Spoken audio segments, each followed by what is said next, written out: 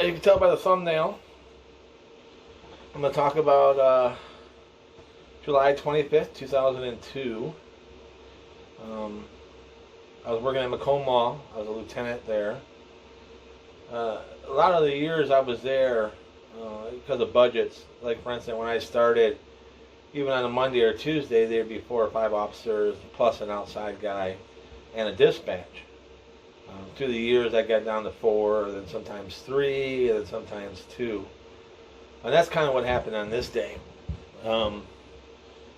Also, if you worked in malls, you know that fire alarms are a daily occurrence. Or if you worked at a facility, the fire alarms are a daily thing at some places. So you kind of get used to them. You know what I'm saying? So on this particular day, I had a sergeant with me named Eric Carlson, and he was on the floor. I don't remember the outside guy's name. Or Eric might have been covering it, and then I had another sergeant in dispatch, and I believe his name was Bill Sikora. So it helped out. It helped out 2 guys. Where I was at, I'd get a lot of the trouble kids, or a lot of the trouble people within the company that weren't successful somewhere, and they brought them over here, or to where I was. Through the years, I had a lot of success stories. A lot of those guys turned out to be cops. One even a doctor. One even an FBI agent. I know, you got me. But anyway,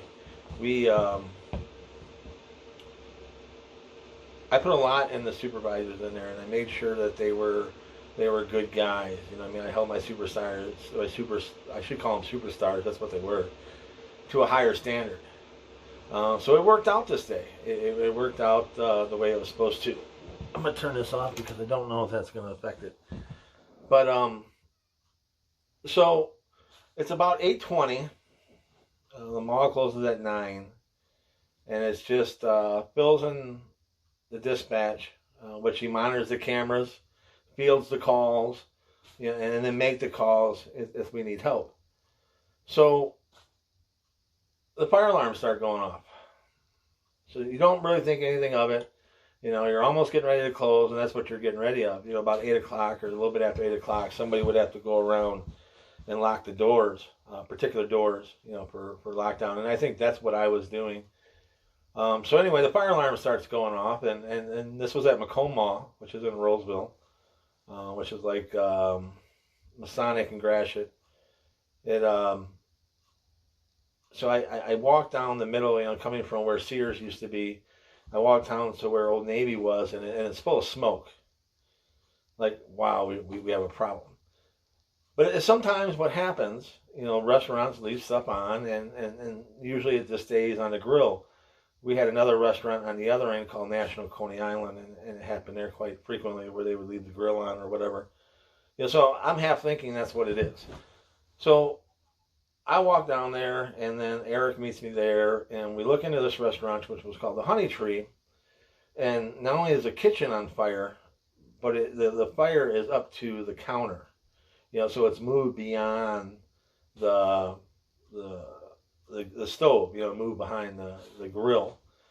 And I didn't know this at the time, but apparently there's supposed to be, stuff that discharges from the grills when it picks up heat. And I'm not sure why, but this one didn't do it. I'm not sure why that keeps on doing it, so I'm going to move forward. But anyway, we, so we look in there and it's fire in there, so we call dispatch and let them know, that it's, we have real fire. The other problem is getting people out of the mall. Good thing there wasn't a huge amount of people in the mall.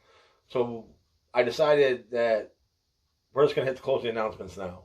Most people won't know. Of course, you'll get some complaints, and when we did, particularly from a store, or I should say a restaurant that was a sub place or something. I don't remember particularly what the guy was problem, but he was a terrible little shit at times. And then at times he was a cool guy. But anyway, we try to grab the gate. The gate doesn't open because obviously they shut it when they closed. So we were able to get the gate open. We grab a couple fire extinguishers, and we're just trying to keep it back. We're trying to keep it back so at least it doesn't get in the rest of the restaurant, because then that's when you have a real problem.